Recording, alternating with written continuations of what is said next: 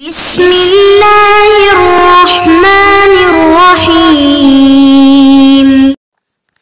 اعوذ باللہ من الشیطان الرجیم یا ایہا الذین اوتوا الکتاب آمنوا بما نزلنا مصدقا لما معکم من قبل ان نطمس وجوہا فنردها على ادبارها او نلعنهم كما لعنا اصحاب السبت وكان امر اللہ مفعولا۔ عزیز طلبہ اکرام، سبق نمبر 297، آیت نمبر 47 تا 50۔ اس آیت کے اندر ابھی یہود کی خباثات کے بعد ان کو دعوت الی القرآن تاکہ قرآن پر ایمان لائیں اور اللہ کے عذاب سے بچ جائیں، اس آیت کے اندر اسی کا تذکرہ ہے۔ یا ایھا الذین آمنوا، اے وہ لوگو اوتوا الکتاب جن کو کتاب دی گئی ہے۔ یہ یا ایھا الذین اوتوا الکتاب جو ہے یہ یا ایھا الذین آمنوا کی طرح ہے۔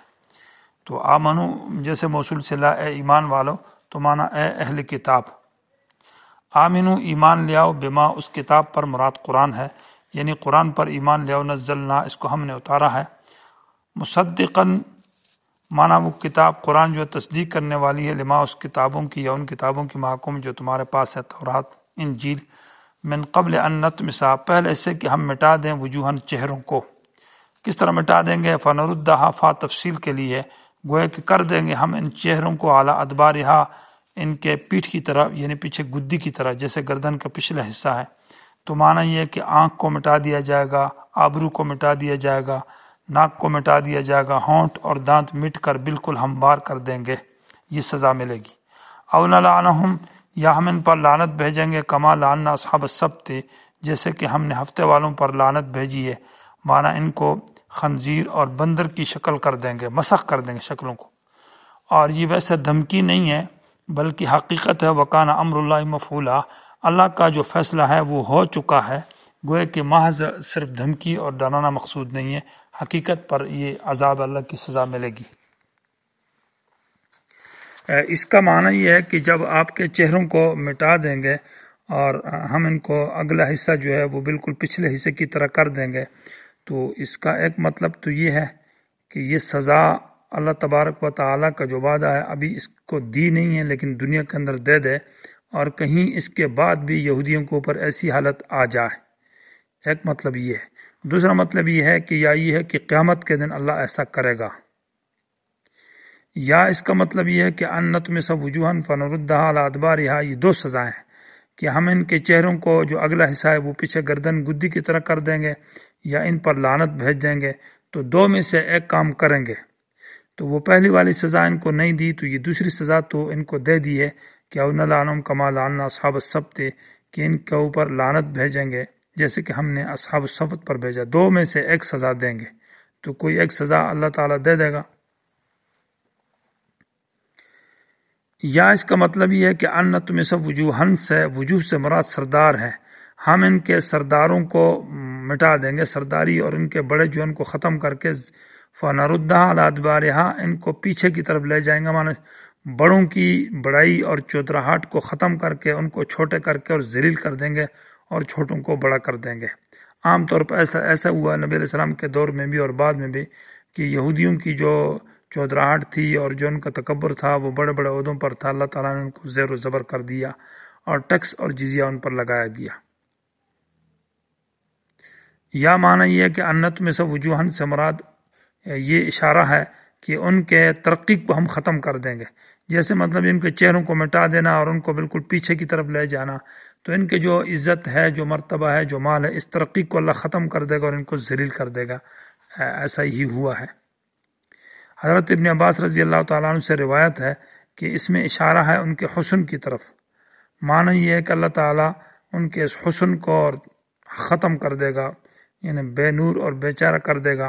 تو گویا کہ نون جو ہے اس سے اشارہ ہے آبرو کی طرف کہ یہ نون آبرو کی طرح ہے، اور طا جو ہے نا یہ آنکھ کی طرح ہے، اور جو میم ہے یہ ہونٹوں کی طرح ہے، یعنی ہونٹ کی اور میم کی طرح ہے، اور سین دانت کی طرف، تو اس طرح ان کے یہ نا آبرو، ناک، کان وغیرہ مٹ جائیں گے۔ وکان امر اللہ مفعولا، اور اللہ تعالیٰ کا یہ فیصلہ گویا کہ طے ہو چکا، یہ ہوگا۔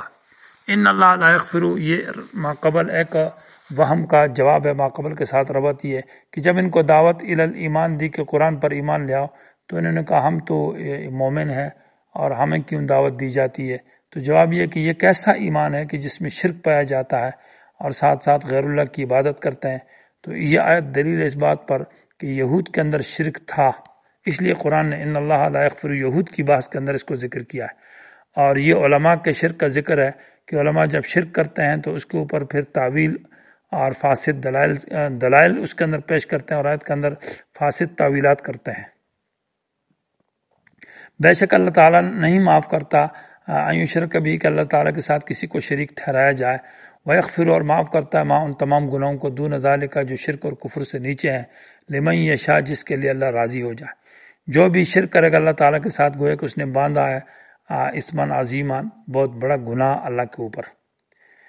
تو یہ آیت دلیل ہے اس بات کی کہ شرک جو ہے وہ شرک اور کفر، ایک تو شرک کو معاف نہیں کرتا، تو اس پر یہ اعتراض ہوتا ہے کہ کفر کو بھی تو اللہ معاف نہیں کرتا۔ تو اس کا اصح جواب یہ ہے کہ شرک اور کفر آپس میں دونوں مترادف ہے، مانا شرک کو معاف نہیں کرتا، مانا کفر کو بھی معاف نہیں کرتا۔ دوسری بات یہاں پر یہ ہے کہ اللہ تعالیٰ جو ہے شرک اور کفر ہر قسم کے گناہ کو توبہ کے ساتھ معاف کرتا ہے، اس میں کوئی بات نہیں۔ البتہ بغیر توبہ کے وہ شرک اور کفر کو تو معاف نہیں کرتا، وَيَغْفِرُ مَا دُونَ ذَلِكَ، اس کے سوا گناہ جو ہے شرک اور کفر کے، ان کو بغیر توبہ کے بھی معاف کرتا ہے۔ اس پر دلیل کیا ہے کہ یہاں جو ہے بغیر توبہ کا ہے، تو آیت کا سیاق اور سباق سے معلوم ہوتا ہے کہ یہ معافی جو ہے بغیر توبہ کے ہے۔ آیت کا انداز اور سیاق سباق سے یہ باتیں معلوم ہوتی ہے۔ لہٰذا بغیر توبہ کے گناہ صغیرہ اور کبیرہ دونوں معاف ہو جاتے ہیں۔ معتزلہ کے نزدیک ابن عطیہ نے المحرر الوجیز کے اندر لکھا ہے کہ انسان کی 4 قسمیں ہیں۔ ایک قسم جو ہے نا مومن، محسن، کامل مومن، یہ بالکل جنتی ہے۔ دوسرا قسم وہ ہے کہ جو مومن گناہگار ہے لیکن اس نے توبہ کی ہے، تو یہ بھی بالکل جنت میں جائے گا۔ اور دخول اولی، یہ دونوں قسم کے، مومن محسن بھی جنت میں اولاً داخل ہوگا، اور مومن گناہگار بھی جب توبہ کر لے تو یہ بالکل ابتداءً جنت میں جائے گا۔ اور جو کافر ہے وہ کفر کے حالت میں مر گیا تو وہ جہنم میں جائے گا۔ یہ 3 قسم ہو گئے۔ چوتھا قسم یہ ہے کہ مومن ہو لیکن گناہگار ہو اور اس نے توبہ نہ کی ہو، تو اس کو جہنم میں سزا ملے گی، اور جہنم میں سزا مل جانے کے بعد یہ آخرکار جنت میں جائے گا۔ اہل سنت والجماعت کا یہی مذہب ہے، جبکہ معتزلہ کے ہاں یہ مرتکب گناہ کبیرہ کا ہے، کافر تو یہ نہیں ہے لیکن ابدی جہنمی ہے، یا ہمیشہ جہنم میں جائے گا۔ اور خوارج کے نزدیک جو ہے یہ مرتکب جو گناہ کبیرہ کا ہے یہ کافر ہو چکا ہے، اس لیے یہ ابدی جہنمی ہے۔ اہل سنت والجماعت کی یہی دلیل ہے کہ وَيَغْفِرُ مَا دُونَ ذَلِكَ لِمَن يَشَاءُ، کہ اللہ تعالیٰ شرک اور گناہ، کفر کے علاوہ گناہ کو معاف کرتا ہے۔ جب معاف کرتا ہے تو مطلب یہ ہے کہ آخرکار میں اللہ تعالیٰ اس کو جنت میں لے جائے گا۔ وَمَن يُشْرِكْ بِاللَّهِ، جو بھی شریک بنائے گا اللہ تعالیٰ کے ساتھ، فَقَدِ افْتَرَىٰ، گویا کہ اس نے باندھا ہے اللہ پر اسمًا عظیمہ، بہت بڑا گناہ۔ اس گناہ سے مراد وہ شرک ہے، اور گویا کہ پھر اس کے لیے تعویلات فاسدہ اور قرآن و حدیث سے اس شرک کو ثابت کرتا ہے۔ یہ گویا کہ مولویوں کا کام ہے، اس لیے اس کو افتراء کہا ہے کہ اس کے لیے دلائل لاتا ہے۔ الم تر الی الذین یزکون انفسہم، یہ ایک وہم کا جواب ہے کہ مشرک یہ کہتے ہیں کہ ہم تو پاک لوگ ہیں، ہم تو نحن ابناء اللہ، ہم اللہ کے بیٹے ہیں، اللہ کے احباء اللہ، اللہ کے محبوب ہیں، اپنی صفائی پیش کرتے ہیں۔ تو ان پر اس آیت میں رد ہے۔ علم ترا، یہ بہت کوئی کہ ایک تعجب کی بات ہے، کیا آپ نہیں دیکھتے؟ یعنی تعجب کرنا ہے ان لوگوں کی طرف، یزکون انفسہم، جو اپنی صفائی خود پیش کرتے ہیں اور اپنے آپ کو محبوب اللہ کہتے ہیں، ابناء اللہ کہتے ہیں، اپنے آپ کو پاک کرتے ہیں۔ حالانکہ قانون یہ ہے کہ بل اللہ، بلکہ اللہ تعالیٰ یزکی، پاک کرتا ہے اور صفائی پیش کرتا ہے، من یشاء، جس کی چاہتا ہے۔ اور تزکیہ، اللہ تعالیٰ کی صفائی کا مطلب یہ ہوگا کہ اللہ تعالیٰ جس کو پاک کرتا ہے، مانا اللہ تعالیٰ اس کو توفیق دے دیتا ہے نیک اعمال کی اور اچھے عقیدے کی۔ جس کو اللہ تعالیٰ نیک اعمال اور اچھے عقیدے کی توفیق دیتا ہے تو گویا کہ اللہ تعالیٰ نے اس کو پاک کیا ہے۔ اور ولا یظلمون فتیلا، ان پر ظلم نہیں کیا جائے گا، فتیلاً اس گٹھلی کے کونے میں جو تار ہوتی ہے، جو دھاگا ہوتا ہے، اس کے برابر بھی، یعنی مشرک کو اس کے شرک کی سزا دی جائے گی اور گناہوں کی سزا بھی لوگوں کو ملے گی۔ تو ایسا نہیں ہے کہ وہ گناہ اور شرک کرے ان کو سزا نہ ملے، بلکہ سزا ملے گی اگرچہ وہ باریک قسم کا شرک کیوں نہ ہو۔ انظر کیف یفترون علی اللہ الکذب، گویا کہ یہ تزکیہ کے اندر نسبت اللہ تعالیٰ کی طرف کرتے ہیں، تو گویا کہ ایک تو یہ گناہ کرتے ہیں شرک والا، اور دوسرا یہ ہے کہ اس کی نسبت بھی اللہ تبارک و تعالیٰ کی طرف کرتے ہیں، تو دو باتیں ہیں۔ اس لیے کہا کہ انظر دیکھ کیف یفترون، کس طرح باندھتے ہیں علی اللہ، اللہ پر الکذب جھوٹ، وکفا بھی، اور کافی ہے ان کے لیے، اسمن گناہ ہونا، مبیناً جو کہ واضح ہے۔ یعنی یہ جو نفس سے اپنا تزکیہ پیش کرتے ہیں، جو انسان اپنی صفائی پیش کرے تو اس کے گناہ ہونے کے لیے یہی بات بھی کافی ہے، اگرچہ اس کو نسبت اللہ کی طرف جو اختراع کرتا ہے اس کو چھوڑ کر بھی۔